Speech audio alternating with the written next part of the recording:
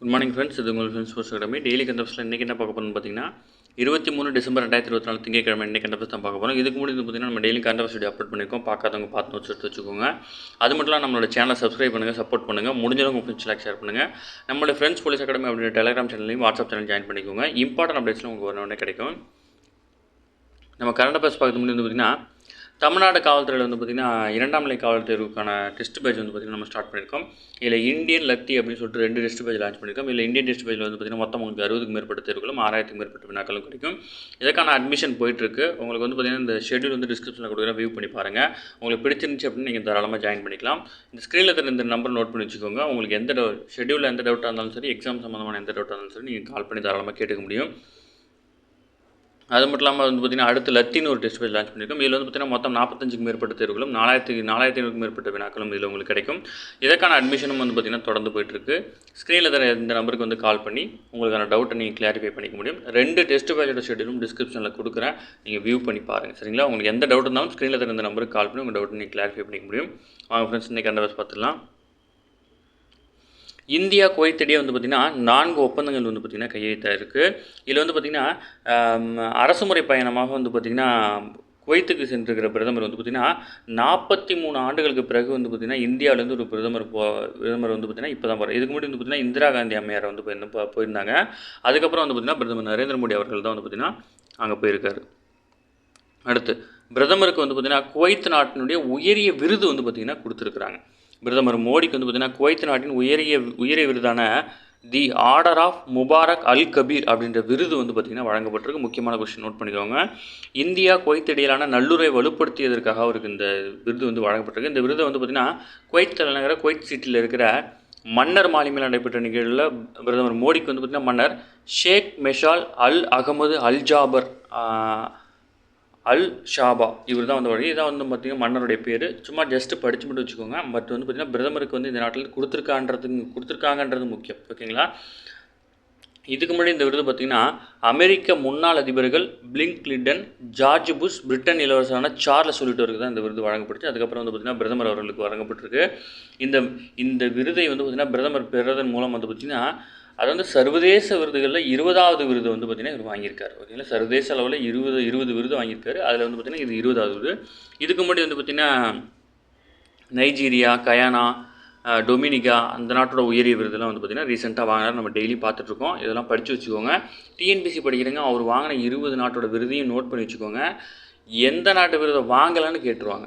20 விருது வாங்கியிருக்கனால எந்த நாட்டு விருதை வாங்கினார்ன்றதை விட கீழ்கண்ட எந்த நாட்டோட விருதை வாங்கலை அப்படின்னு சொல்லிட்டு இப்போ இதுலேயே 4 ஆப்ஷன் இருக்குது இல்லையா? இப்போ நம்ம படிக்கும்போது 3 ஆப்ஷன் இதுலேயே கொடுத்துருக்குறாங்க. ஓகேங்களா? நைஜீரியா, கனாயா, டொமினியன் அப்படின்னு கொடுத்துட்டு பக்கத்தில் ஒன்று கொடுத்துட்டு இதில் எது வாங்கலைன்னு கேட்டுருவாங்க. அதனால் கொஞ்சம் தெளிவாக படித்து வச்சுக்கோங்க. சரிங்களா?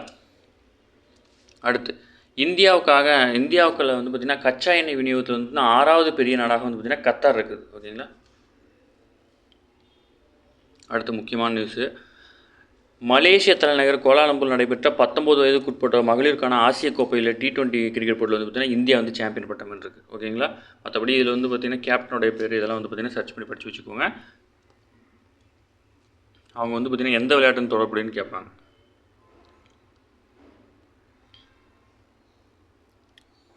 அடுத்து பார்த்திங்கன்னா இதில் சும்மா 2 கொஸ்டின் தமிழ் கொஸ்டின். திருப்பாவை இயற்றியது பார்த்திங்கன்னா ஆண்டாள், திருவெம்பாவை பார்த்திங்கன்னா மாணிக்க வாசகர். ஓகேங்களா? இல்லை முக்கியமான கொஸ்டின், தமிழில் வர கொஸ்டின் தான். திருப்பாவை பார்த்திங்கன்னா ஆண்டாள், திருவெம்பாவை பார்த்திங்கன்னா மாணிக்க வாசகர்.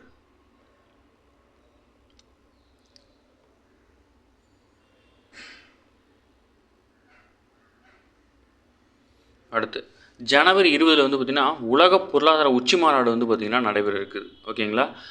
ஜனவரி 20 உலக பொருளாதார உச்சி மாநாடு நடக்க இருக்குது. இந்தியாவிலிருந்து 3 முதல்வர்கள் பார்த்திங்கன்னா பங்கேற்கிறாங்க. 100 சிஇஓக்கள் பார்த்திங்கன்னா பங்கேற்காங்க. சுவிட்சர்லாந்தில் பார்த்திங்கன்னா தொடங்கும் உலக பொருளாதார கூட்டமைப்பில் பார்த்திங்கன்னா மகாராஷ்டிரா முதல்வர் தேவேந்திர பட்னவிஸ், அப்புறம் பார்த்திங்கன்னா ஆந்திர முதல்வர் சந்திரசேகர பாபு நாயுடு, அப்புறம் பார்த்திங்கன்னா தெலுங்கானா முதல்வர் ரேவந்த் ரெட்டி. ஓகேங்களா? இவங்க மட்டும் இல்லாமல் இந்தியாவை சேர்ந்த 100 சிஇஓக்கள் பார்த்திங்கன்னா பங்கேற்கிறாங்க. இதில் பார்த்திங்கன்னா டாவோஸ் நகரில் அடுத்த மாதம் 20ஆம் தேதி தான் பார்த்திங்கன்னா இந்த மாநாடு தொடங்க இருக்குது. சரிங்களா? அதாவது பார்த்திங்கன்னா இதில் கருப்பொருளாக என்ன வச்சுருக்காங்க அப்படின்னா நுண்ணறிவு யுகத்துக்கான ஒத்துழைப்பு அப்படின்ற கருப்பொருளுடன் வந்து பார்த்திங்கன்னா இந்த மாநாடு வந்து நடைபெற இருக்கிறது. டிஎன்பிசியில் முக்கியமான கொஷின். டிஎன்எஸ்ஆர்பி எஸ்ஐயில் வந்து பார்த்திங்கன்னா எங்கே நடக்குதுன்னு கேட்கறதுக்கு வாய்ப்பு இருக்குது. அப்புறம் கருப்பொருள் சும்மா படித்து வச்சுக்கோங்க. ஓகேங்களா? இந்த மாநாட்டில் மகாராஷ்டிரா முதல்வர் தேவேந்திர பட்னாவிஸ், ஆந்திர முதல்வர் சந்திரபாபு நாயுடு, அவர்களின் மகனும் அமைச்சருமான நாரா லோகேஷ் அவரும் பங்கேற்கிறார். அது மட்டும் இல்லாமல் தெலுங்கானா முதல்வர் ரேவந்த் ரெட்டியும், கர்நாடக துணை முதல்வரான டி.கே. சிவகுமாரும், தமிழ்நாடு தொழில்துறை அமைச்சரான டி.ஆர்.பி. ராஜா அவர்களும் வந்து பார்த்திங்கன்னா பங்கேற்க இருக்கிறாரு.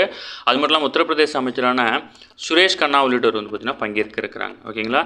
இது தவிர தொழிலதிபர் கௌதம் அதானி, முகேஷ் அம்பானி, டாடா பிர்லா, மஹிந்திரா, கோத்ரேஜ், இன்ஃபோசிஸ் உள்ளிட்ட நிறுவனங்களை சேர்ந்த 100 அதிகாரிகள் வந்து பார்த்திங்கன்னா பங்கேற்கிறாங்க. உலக அளவில் 50க்கும் மேற்பட்ட நாடுகளின் அரசின் தலைவர்கள் வந்து பார்த்திங்கன்னா இதில் வந்து பங்கேற்க இருக்கிறாங்க. ஓகேங்களா? உலகளவில் இந்திய பொருளாதாரம் வந்து பார்த்திங்கன்னா வேகமாக வளர்ந்து வரும் சூழ்நிலை வந்து பார்த்திங்கன்னா நாட்டின் பொருளாதார வளர்ச்சி, செயற்கை நுண்ணறிவு, எரிசக்தி, உயிரி தொழில்நுட்பம் மற்றும் சுகாதாரத்துறையில் தொழில்நுட்பத்தின் பங்கு உள்ளிட்ட பல்வேறு தலைப்புகளின் கீழ் வந்து பார்த்திங்கன்னா இங்கே ஆலோசனை மேற்கொள்ள இருக்கிறாங்க. ஓகேங்களா? முக்கியமானது எங்கே நடக்குது, ஓகேங்களா, இந்தியாவை சேர்ந்த யார் யார் பங்கேற்கிறாங்க, ப்ளஸ் வந்து பார்த்திங்கன்னா அதோடைய கருப்பொருள், இது ரொம்ப முக்கியம். கண்டிப்பாக நோட் பண்ணி வச்சுக்கோங்க. சரிங்களா?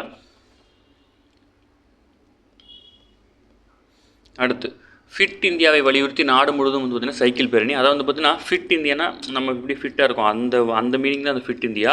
உடல் ஆரோக்கியத்திற்கான சைக்கிள் ஓட்டத்தை ஊக்குவிக்க fit India Sunday on cycles அப்படின்ற முன்னெடுப்பு இந்த முயற்சி வந்து பார்த்திங்கன்னா மத்திய இளைஞர் நலன் மற்றும் விளையாட்டுத்துறை அமைச்சரான மன்சுக் மாண்டவியா வந்து பார்த்திங்கன்னா ஞாயிற்றுக்கிழமை தில்லியில் தொடங்கி வச்சிருக்காரு. ஓகேங்களா?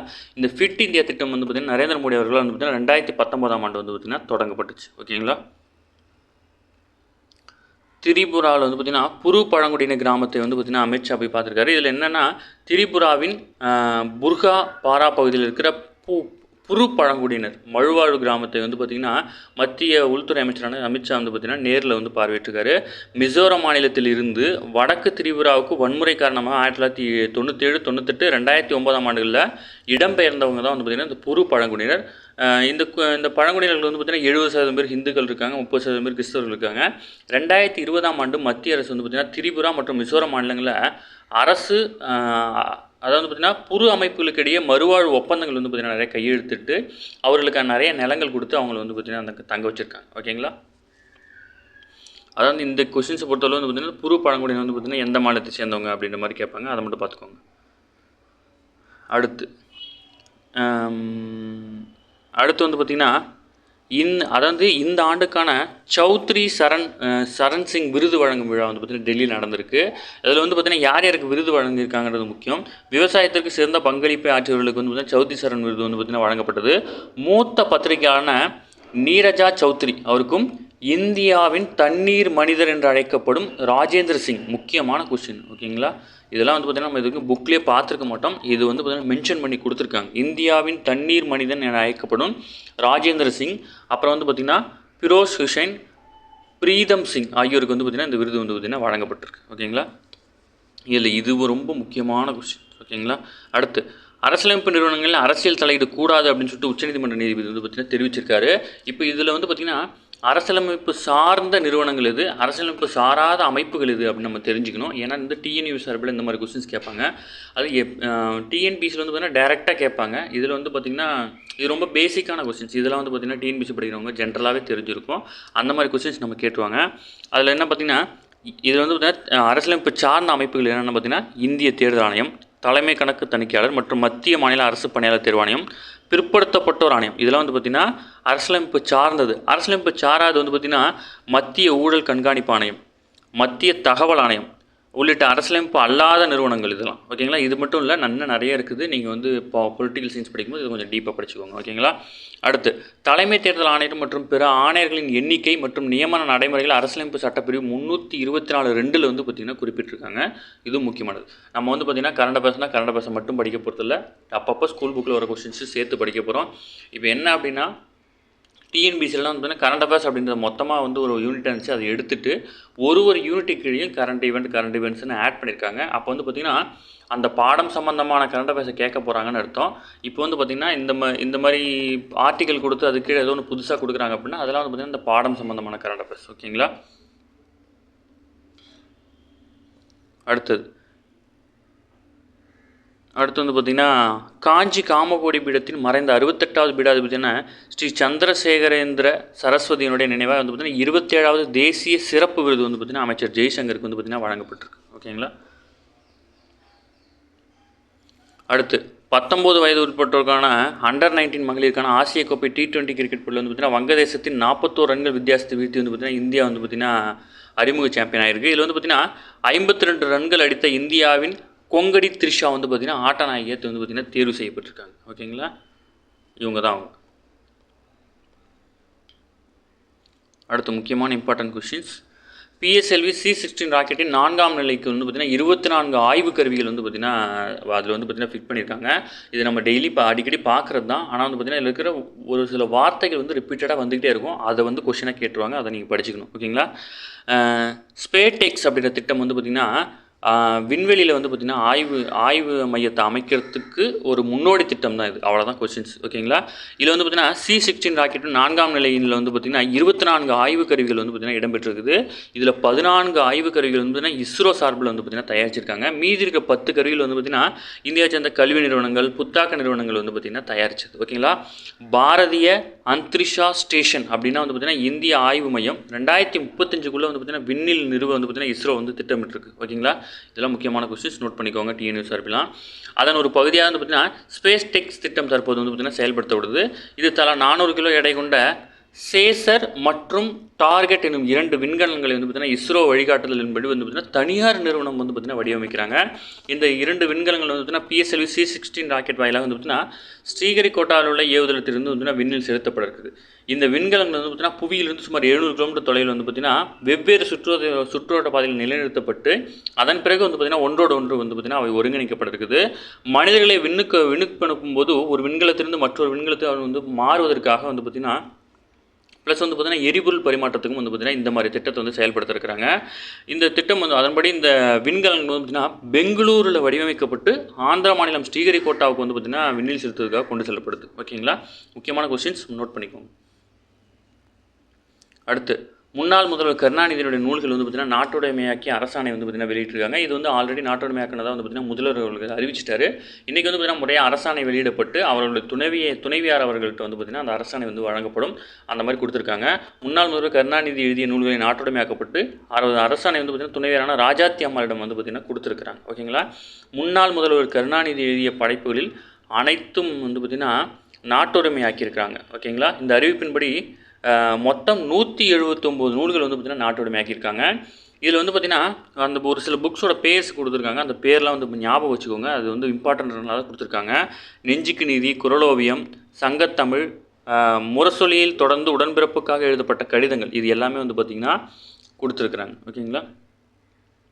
அடுத்து திருநெல்வேலி அடியே வந்து பார்த்திங்கன்னா நடுக்கல்லூர் அப்படின்ற சுற்றுவட்டார பகுதியில் வந்து பார்த்திங்கன்னா கொட்டப்பட்ட கேரள மருத்துவக் கழிவு வந்து பார்த்திங்கன்னா பசுமை தீர்ப்பாயத்தினுடைய உத்தரவின்படி வந்து பார்த்திங்கன்னா எல்லாமே அகற்றப்பட்டிருக்கு. ஓகேங்களா.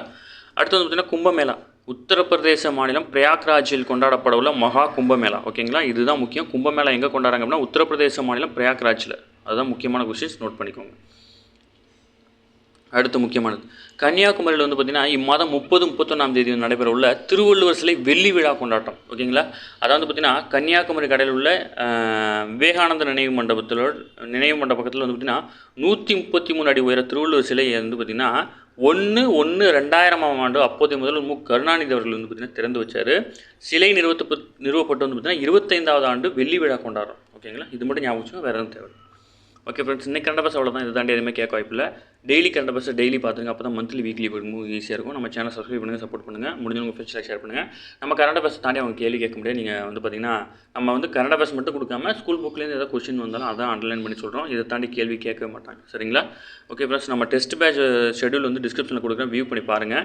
உங்களுக்கு ஏதாவது டவுட் இருந்துச்சு அப்படின்னா ஸ்க்ரீனில் தெரிந்த நம்பருக்கு கால் பண்ணுங்கள். நம்மளோட 2 டெஸ்ட் பேட்சில் நீங்கள் கட்டண சலுகை பெறணும் அப்படின்னு விருப்பப்பட்டீங்கன்னா ஸ்க்ரீனில் தெரிந்த நம்பருக்கு கால் பண்ணி நீங்கள் டீட்டெயில் கேட்டுக்கோங்க. அதுக்கு வந்து பார்த்திங்கன்னா நீங்கள் 100 மதிப்பெண்கள் கொண்ட தேர்வு எழுதுகிற மாதிரி இருக்கும். அதில் நீங்கள் பெறக்கூடிய மதிப்பெண் அடிப்படையே உங்களுக்கான கட்டண சலுகையானது வந்து பார்த்திங்கன்னா கட்டாயம் வழங்கப்படும். சரிங்களா. Thank you friends.